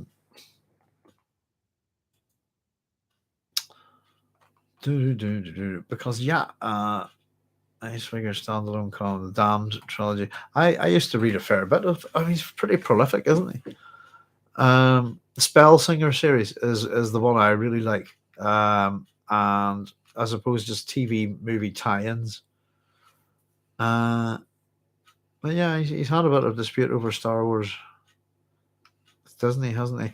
Goodness gracious! So the Pip and Flinks ones are generally are ones that I'm aware of and are generally well regarded. Let me see. Standalone Commonwealth. Where's this here the dead? I'm sorry, I haven't read that. Dinotopia. Oh, to Spell Singer, Son of Spell. Oh, there's one missing. I've never read the last one. I got to read the original 6 and I read Son of Spell Singer, but I didn't realize there's chorus skating. Ah, I must check that out. I love the Spell Singer books, and I've read them several times. Really, just really enjoyed them for all sorts of reasons. So I would have to do a bit of research on Mr. Dean Foster because I don't know an awful lot about a lot of his stuff. Standalone novels. Gloria Lane. Collections. Yeah, and we have a lot of those Star Trek the animated series, movies, Star Trek, Star Wars. Yeah, Splinter of the Mind's Eye. And Alien and Aliens I read by him as well. And The Black Hole, read that. And Clash of the Titans, Outland, The Thing, Krull. So it used to be a thing, when you really used to enjoy reading the book, the novelization of a film, and that's really where I'm just looking at the novel, the standalones that here, and the ones that I would have looked at, Black Hole, the Krull, Last Starfighter, Starman. I used to love reading the Chronicles of Riddick even. Very accessible. I always thought Alan Dean Foster. If anybody, the ones that I would highly recommend, if anybody likes it's a bit of sci-fi, but it's really more fantasy, and it's kind of Wind in the Willows meets, I don't know, meets the '60s a bit, I suppose. The Spell Singer series are very, very funny, and very enjoyable, and a very well realized sort of fantasy world. Good. Sometimes films are a bit, books are a bit like films. Sometimes you want something that's good and fun and lighthearted, rather than something that's really, really heavy. Breaking the idea, man is literally the baddest monster in the universe. Yeah, it's interesting that almost all of our monsters, if you do look at them, they go into mythology and so on. They're just reflections of us, pretty much. And I think it's why it's quite difficult to come up with a new kind of monster, isn't it? Um, mm, yeah, Babs is like a big fan of Alan Dean Foster, and I hadn't been aware that there was stuff going on with Star Wars and Disney. But in terms of as a young reader of science fiction and fantasy, his movie, adaptation novelizations of movies, and I would have started reading the Spell Singers, I think, in my teens. And I'm a guitar player and a smoker, and I like animals and all of that stuff, and it appealed to me in a lot of ways. Spell Singer is hilarious, and the first two books go together, I suppose. I wonder what year that was published. Uh, John Tom Merriweather and his Duar makes magic by sort of playing modern day rock songs. 1983. God, I would have been 10. Yeah. Wow. Okay. I was reading that when I was 10. very good. Because I remember waiting for the next ones. You know, they were coming out, and couldn't wait for the next Spell Singer. But hmm, nice reversal in the Star Trek trope that almost every alien people encountered are physically stronger than man. Yeah, man's the real bad guy. I think one of the things that does that so well, colleges is Nemesis the Warlock, that were, you know, with Torquemada representing mankind. You know, the whole be pure, be vigilant, behave, and the, you know, the skulls with the only good alien on it and all this kind of thing. Particularly the sort of Torquemada type propaganda. I think that's a great set of stories to look at for the hatred of aliens and that kind of thing. But yeah, man's not particularly. I don't know. Man can be pretty. Yeah, the biggest monster. I suppose we were all scared to death of the alien, weren't we? In Ridley Scott's Alien movie, it made us all feel a lot better. I remember being a little kid and watching that and being absolutely terrified by H.R. Giger's monster. Unfortunately, we got a sequel where we got to send the Marines in and kick its butt. Oh dear. College says, I remember fighting one of the spell and a big anti-climax. Can't remember which off the top of my head. The only one that I didn't, I think though, it was the Son of Spell Singer one I didn't really enjoy. And I would have rather just had more adventures, I suppose, with John Tom and Mudge the Otter and Clothahump the Turtle. I can't remember the name of the bat, but yeah, I think there's moments in it where the gay unicorn is it a Pegasus that's afraid of heights and stuff. It's one of those things, but I'd say kids could read the book. Maybe not, but it's not that bad. Young adults, I suppose, but kids, I read it as a kid and I really enjoyed it. I think adults would enjoy it. It's just good fun.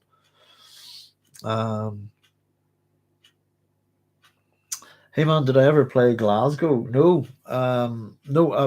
I don't. I've not played any gigs outside of Northern Ireland. I've played a lot of pubs and clubs and all sorts here. I've played the biggest venues in Northern. I played the Ulster Hall, and I've opened the Belfast International Beer Festival, Beer and Ale Festival, 3 years in a row. So yeah, but I don't play professionally anymore. My hands are a mess. Funny enough, I was recording a wee bit of music the other day to see, you know, whenever I get up and go to the loo, I thought I might record a bit of guitar for you, so something to listen to. Interestingly enough, so yeah, who knows the next time. No, my band's long dead, sadly, and Happy Shrapnel's long kaput.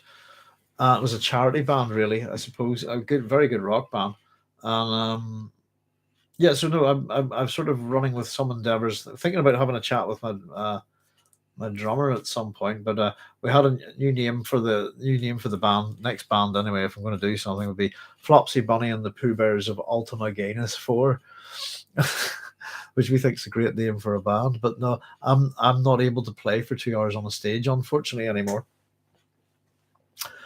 Which is I do about half an hour, but my hands are in real mess, sadly.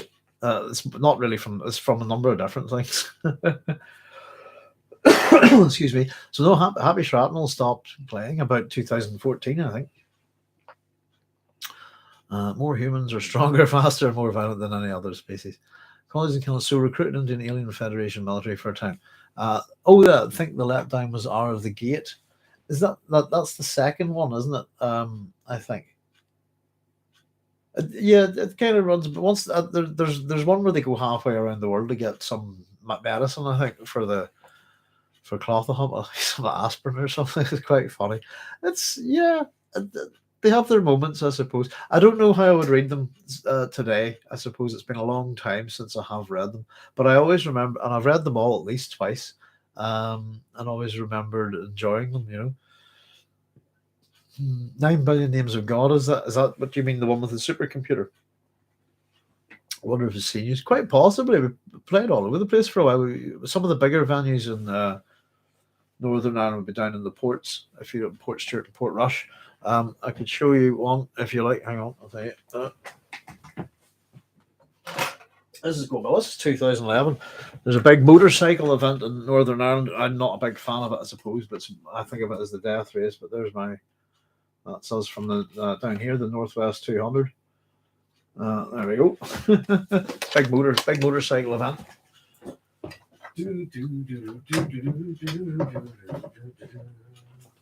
But I think 2000 AD originally. I think 2000 AD revived the character of Happy Shrapnel, who it's named after. Excuse me. But originally the character died in a bar brawl in Mars. So Happy Shrapnel's dead. What genre of music did you play, Doc? I play almost any kind of music. Happy Shrapnel was a hard rock band. Not hard rock, it's a proper rock band. Proper rock band. So we played all kinds of music, but we played it as rock.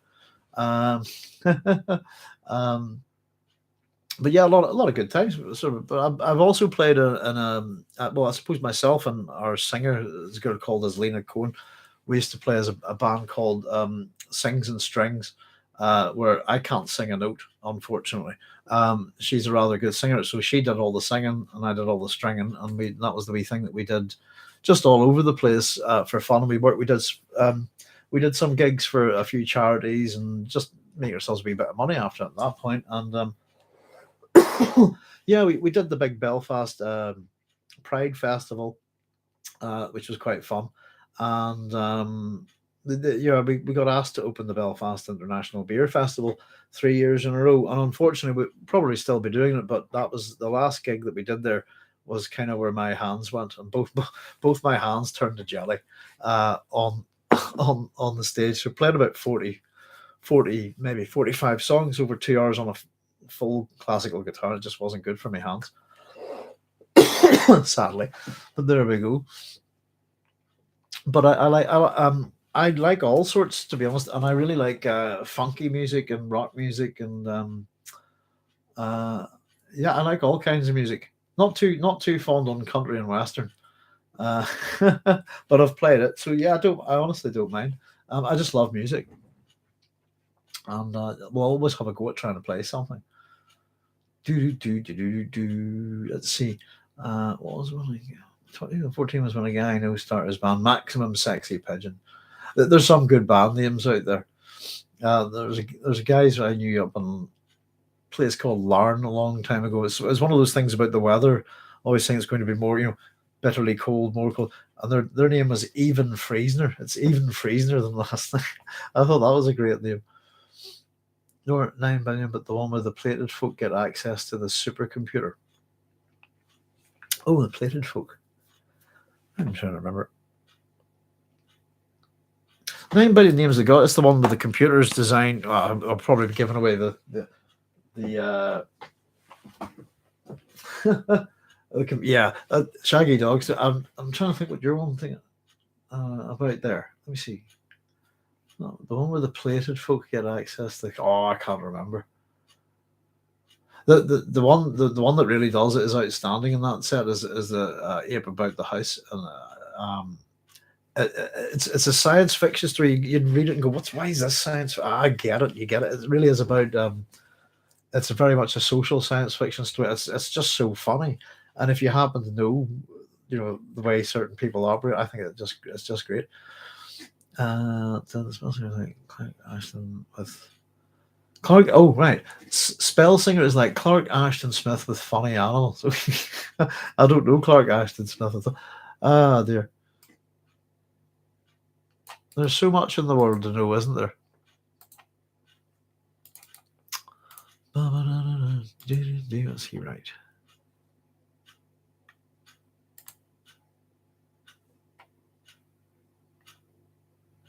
That's the Barnett Smith was praised by contemporary Lovecraft. Oh, right. Let me see. Have I read anything by you? Bibliography. The Star Treader.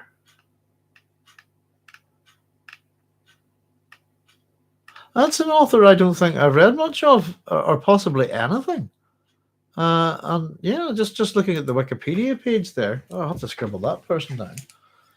Looks kind of in the same sort of company as Lovecraft, Clark Ashton Smith.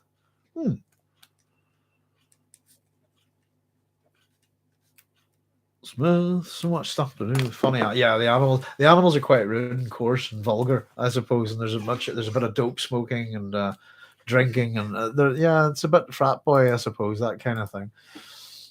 Spell singer, but they are good fun. And yeah, they're not nothing to stretch them in, but they're well written. I think the good stories. Kevin, you can hear the band at the start of Doc's Dune Dies. That's just me and the drummer. That's just me and the drummer.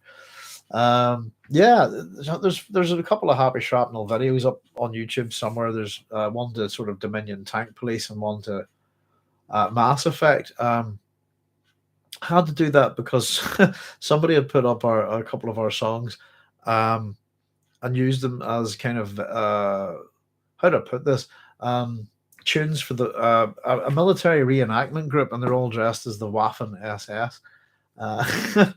Which was kind of a bit oops, and ended up getting a lot of phone calls from some of my German friends at the time going, what the hell? It was nothing to do with us. So it was a bit of quick chopping and editing, I suppose. I've never done anything like that. But yeah, there's some Happy Shrapnel stuff online, and I think there's 5 of our recordings on YouTube somewhere. If you go looking for them, there you can download. They're covers, but you'll see what I mean. We do things a bit differently. Generally take any song and make it harder, rock it up and make it faster. It is a long set, yeah. That's why my hands turn to jelly. But you just keep it depends on your singer, but sometimes if your singer's not chatty in terms of interacting with your crowd and chatting a lot, then you'll play a lot of songs. There's other people who'll go up and let me tell you a little bit about this song before and get you bore you a wee bit and stuff, but they'll not play that much material. But my stage guitar is this one anyway. Oh, as you can see, that's it. And I've got quite small hands. Not that I'm bothered, but it's quite a hard guitar on your hands. You look at all these other things around here, and they've all got incredibly thin fretboards, but you can do a lot more with a classical guitar that's got real high action like that than almost any other instrument in the guitar realm, I think. And you can impersonate other guitars with it, so you can make your classical guitar sound like a bass or an acoustic, or even you can sort of phase off it with your thumb, make it sound like a sort of flanged electric guitar. You can do all sorts with it, Night Dawn book. Question mark. Night's Dawn, is that nice clock? Huh? Clock? Can you see a clock? One of the 3 with HPL and REH. Night's Dawn book, Soup Pot. Is that Peter F. Is it Peter Hamilton? Is that what you call him? Night's Dawn trilogy. Can you see a clock here? I can't see one at all. 1 of the 3 with HPL and REH. Hop wrote cast. Right, acronyms. Let's go. 1 of the 3 with HP Lovecraft, Robert E. Howard. Gotcha. Hop wrote cast into the mythos. The cast and stuff is all over YouTube. Okay. Real talent. Excellent. Well, I like that kind of stuff. Colleges and Cannibals, thank you very much for the recommend. I'll check it out. Excellent. Yeah. Were you meaning the Night's Dawn? Is that, let me see, Night Dawn books. I better just check that one. Night's Dawn trilogy. It is. Oh, you've hit a sore spot. The Night's Dawn trilogy. What do you say about it? Goodness gracious me, those are big, thick books. Something, I really enjoyed them up to a point. The time I invested in them, I remember reading them a long time ago. I thought he created a really good universe, all sorts of things. And then the ending, I flung the book across the room and then got up, picked it up, and threw it in the bin. And I'm not abusive to books, if you know what I mean. I very rarely would ever do that to a book. The ending just pissed me off, and I thought it was possibly In fact, we do have a new candidate for this, but possibly the worst Deus Ex Machina I had seen in my whole life. Um, and even the ending of Dune, created by Brian Herbert and Kevin J. Anderson, which has so many Deus Ex Machinas. It was the nature of it. It was just that is shit. And someone should tell him. By the way, I actually mentioned this in my PhD about the Deus Ex Machina. They were offended that I'd put it in and that I had considered his book one of the worst examples of this in all of literature ever. So that's what I actually thought it was so. I felt so bad for the writer, and I actually started questioning: hasn't he got an editor or a literary agent or someone who would have pointed, "What the hell is this? It's what have you done here?" And as I said, he built up a really. The first book is excellent. Um, there is no June after Chapter House.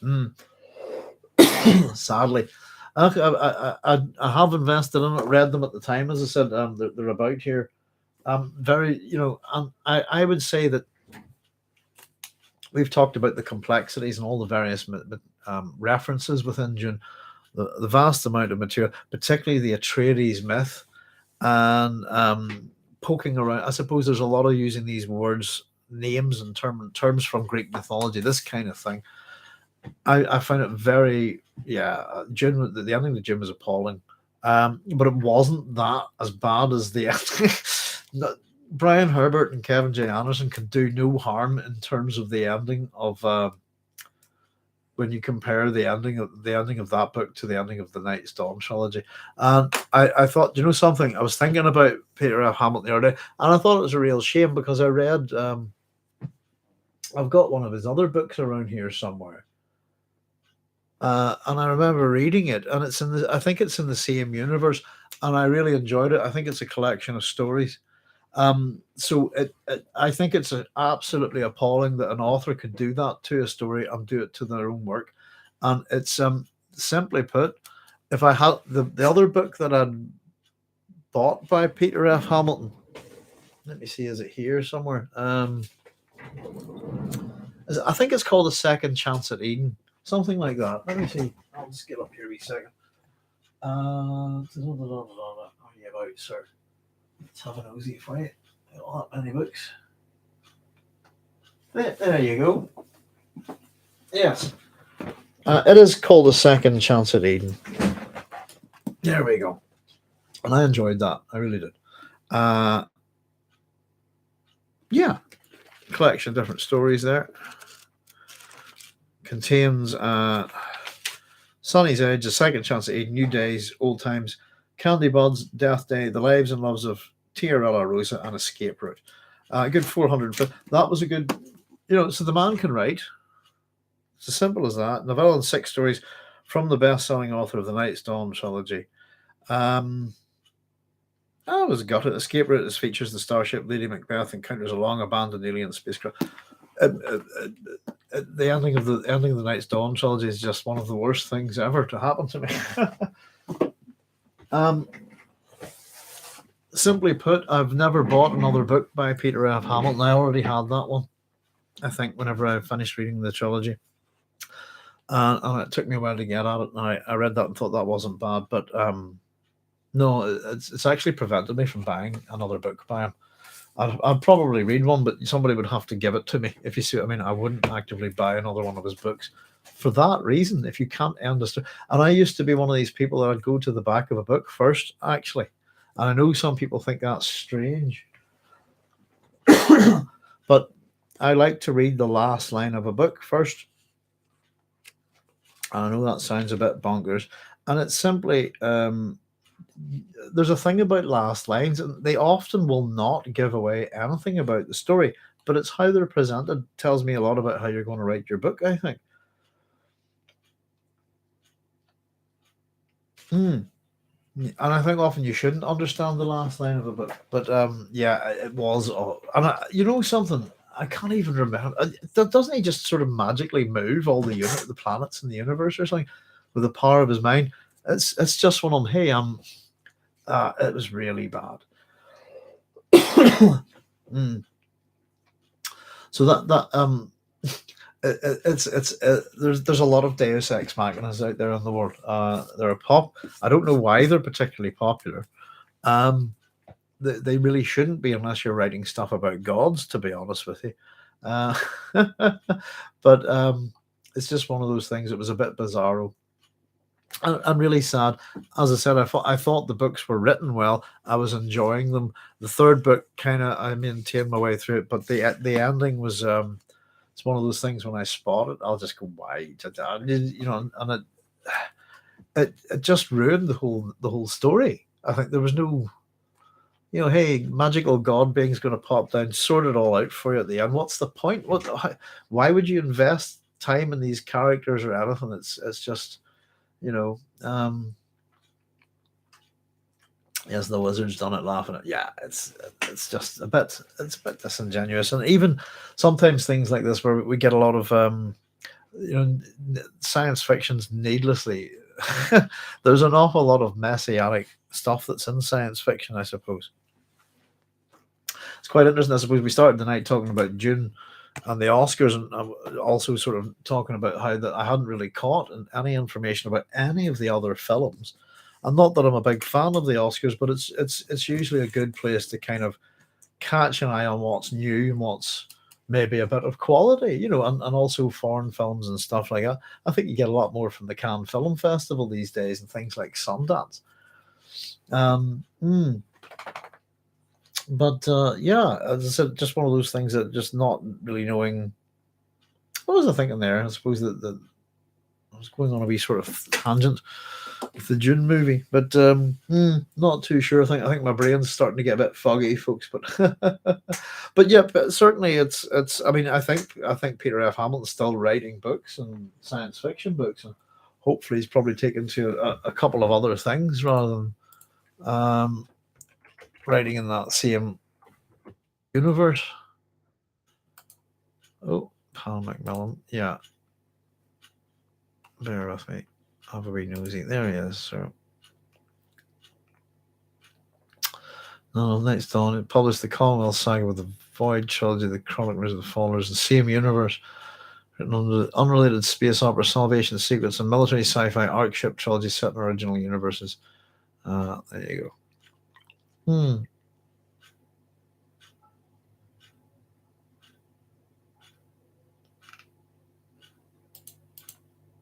Yeah, he's got a decent.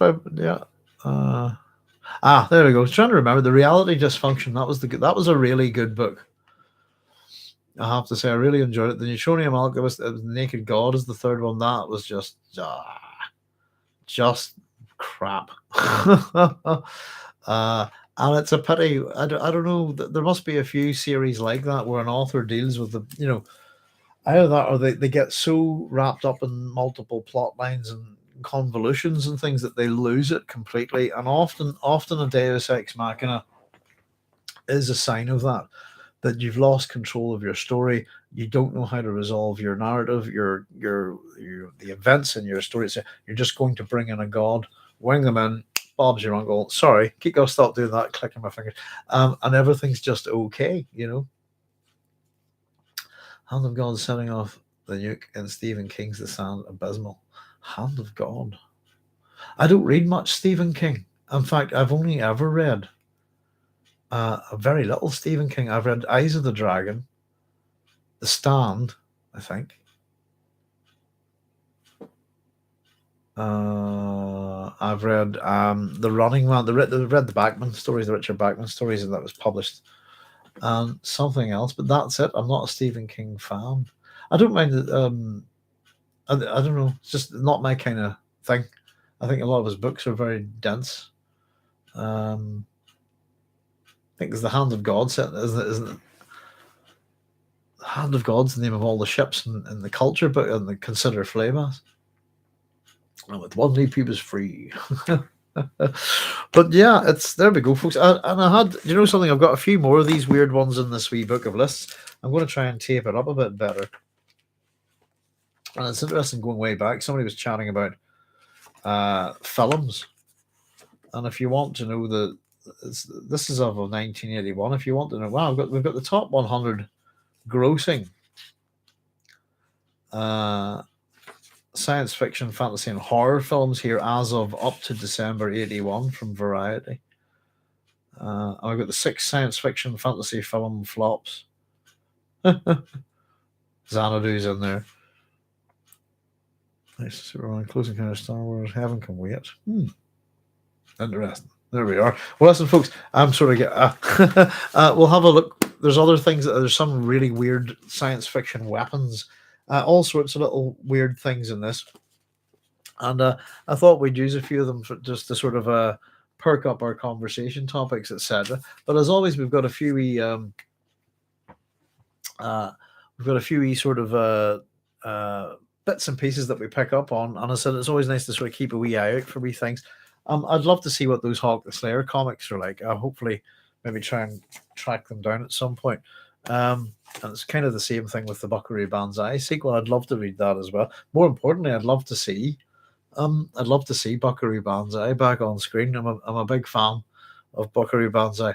Consider myself a bit like there we go. Listen, folks, thanks very much. I've been on a bit longer than I thought, but we'll say good night now because we've got the book club coming up and my throat's starting to get a bit but there we go. Nor am I after reading his tweets. Take care and be well. Not much respect for you. Thanks very much, Suitpot. It's all a bit of fun here. We do enjoy what we do. So we'll have to start thinking about our next video as a proper video as well. But otherwise, thanks for joining us, guys. And we'll see you on Sunday. I think we're 9 p.m. GMT +1 from now on. As I said, I do apologize, but same time as 9 o'clock is in London, if you like. If having a bit of bother trying to get just a confirmation of that.